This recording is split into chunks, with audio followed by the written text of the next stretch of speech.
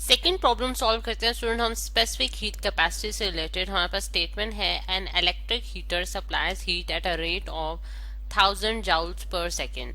How much time is required to rise the temperature of 200 grams of water from 20 degree Celsius to 90 degree Celsius. अब हमारे पास students इसमें हमारे पास एक electric heater की बात कर रहे हैं जो कि हीट सप्लाई कर रहा है at a rate of 1000 joules per second।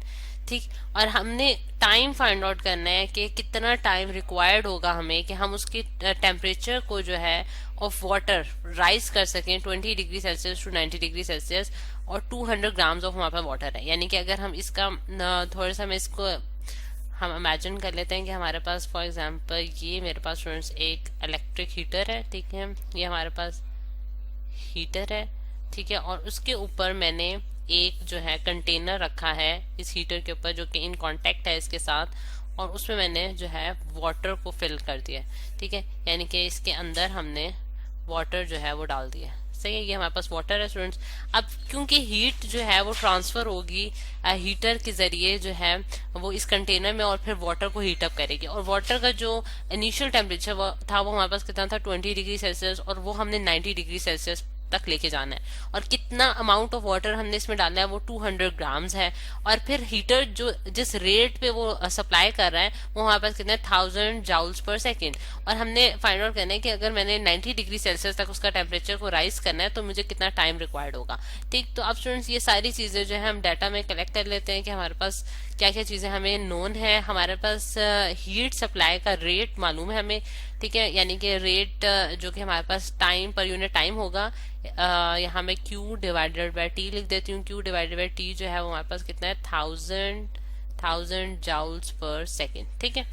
और टाइम हमने फाइंड आउट करना है, यानी कि T, इसको हम T जो है इसको हम कोई नाम दे देते हैं T1 का, ठीक है, चले T1 का नाम, ये जस्ट सिंबल है, आप अपनी मर्जी से कोई भी इसकी जगह सब्सक्रिप्ट यूज कर सकते थे। T1 वो टाइम है जो कि हमें जो हमने फाइंड आउट करना है, जो कि हमें रिक्वायर्ड होगा कि हम इसके टेम्परेचर में इंक्रीज ला सके। मैथ्स हमें स्टूडेंट्स कितना है 200 ग्राम्स है, और फिर वाटर का इनिशियल टेम्परेचर जो था वो कितना था 20 डिग्री सेल्सियस, और उसका फाइनल टेम्परेचर जो हमने जहां तक हमने उसे लेके जाना है वो 90 डिग्री सेल्सियस तक होगा, ठीक है। अच्छा, अब सबसे पहले हम सेल्सियस को जो है वो हम केल्विन में कन्वर्ट कर लेंगे स्टूडेंट्स, क्योंकि हमारे पास केल्विन जो होता है वो हमारे पास ऐसा यूनिट होता है। तो ये हमारे पास 293 केल्विन बन जाएगा। 20 प्लस 273 और 90 प्लस 273 हम करेंगे तो हमारे पास क्या आंसर आएगा 363 केल्विन, ठीक है। ये हमने केल्विन में इसकी कन्वर्जन कर ली। और फिर ग्राम्स, क्योंकि हमारे पास ऐसा यूनिट नहीं है मैथ्स का, तो हमने उसको भी कन्वर्ट करना है। और हम जानते हैं कि हमारे पास 1 kg जो है स्टूडेंट्स वो 1000 ग्राम्स के बराबर होता है, 1000 ग्राम्स के। तो इसको आप डिवाइड करेंगे तो आपके पास क्या आंसर आएगा 0.2 kg, यानी कि 200 डिवाइड बाय 1000 करेंगे तो आपके पास केजी में आंसर आ जाएगा, जो कि हमारे पास 0.2 kg आ रहा है। और ये हमारे पास ऑलरेडी ऐसे यूनिट में गिवन है, तो इस वजह से हमारी सारी क्वांटिटीज जो हैं वो कन्वर्ट हो गई अब ऐसे यूनिट्स में। अब अगर हम देखें स्टूडेंट्स कि हमने इसके लिए जो हमने एक स्पेसिफिक हीट कैपेसिटी का फॉर्मूला पढ़ा था स्टूडेंट्स, जो कि स्पेसिफिक कैपेसिटी हमारे पास वो मतलब कि जितनी हमें हीट रिक्वायर्ड होती है कि हम किसी भी जो सॉलिड है या लिक्विड है उसका टेम्परेचर राइज कर सकें 1 केल्विन तक, और हमारे पास जो मास है वो 1 kg हो, तो हमारे पास जो स्पेसिफिक हीट कैपेसिटी का फॉर्मूला होता है वो C is equal to delta Q divided by M delta T होता है, ठीक है। और डेल्टा T जो है वो इसमें हमारे पास चेंज इन टेम्परेचर होगा। और अगर मैं डेल्टा Q यानी कि चेंज इन जो हीट सप्लाई है वो देखूं तो मेरे पास यहाँ इसको हम, क्योंकि हमारे पास Q अमाउंट ऑफ हीट हम सप्लाई कर रहे हैं, तो हमारे पास क्या हो जाएगा CM डेल्टा T, ठीक है। यानी कि अगर Q अमाउंट ऑफ दी जाए मतलब कि हीट प्रोवाइड की जाए तो इस मास में डेल्टा T जो है वो टेम्परेचर चेंज आ सकता है, ठीक है। अब इस फॉर्मूला का मतलब हमने देख लिया। अब अगर हम देखें स्टूडेंट्स के हमारे पास Q डिवाइडेड बाय T जो कि हमें गिवन है वो हमारे पास क्या है कि हमारे पास हीट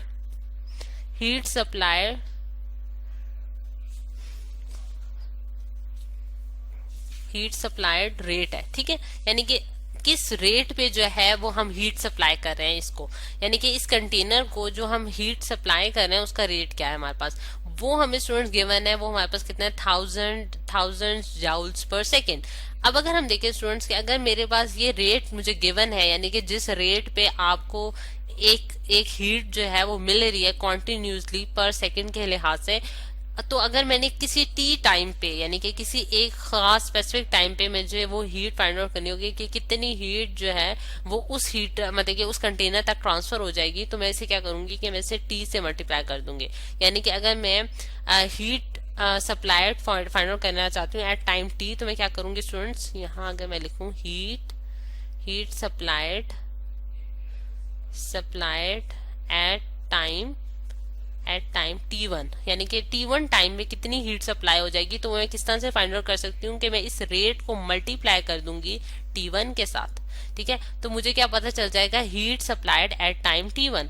ठीक है, तो ये इस तरीके से स्टूडेंट्स हम जो है वो heat supplied at time T1 find out कर सकते हैं, जो कि हम जो है मतलब कि अगर मुझे Q डिवाइड बाई टी इस रेट का पता हो कि किस रेट पे हमारे पास हीट ट्रांसफर हो रही है, तो अगर मैं उसे T टाइम से मल्टीप्लाई कर दूंगी तो मुझे heat supplied at time T1 पता चल जाएगा। ठीक है, अब इसको यानी कि यहाँ ये जो स्टूडेंट्स Q है इसकी जगह मैं ये पूरी चीज डालूंगी, क्योंकि मुझे heat supply at time T1 जो है वो फाइंड आउट करना है।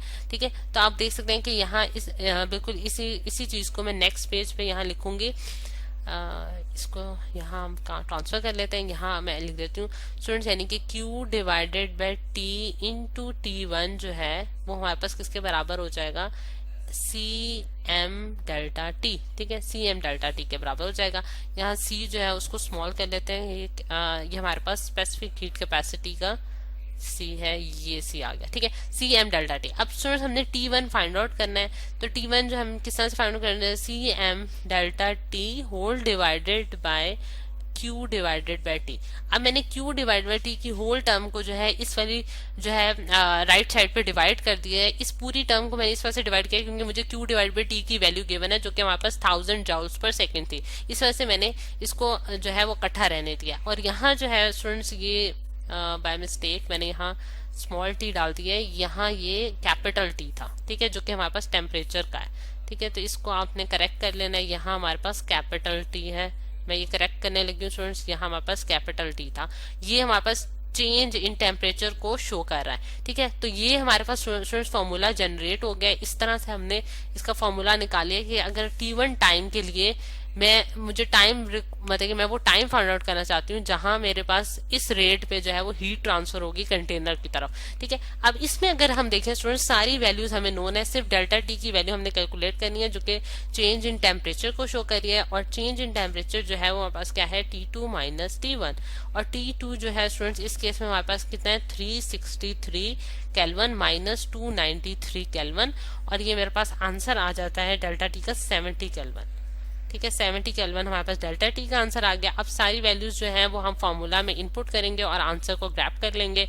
T1 जो है वो हमारे पास कितना आता है, C जो है स्टूडेंट्स हमारे पास specific heat capacity of water है, जो कि जिसकी कांस्टेंट वैल्यू है, जो कि 4200 जाउल्स पर केजी इंटू केल्विन, यानी कि ये इसका यूनिट है हमारे पास स्टूडेंट्स।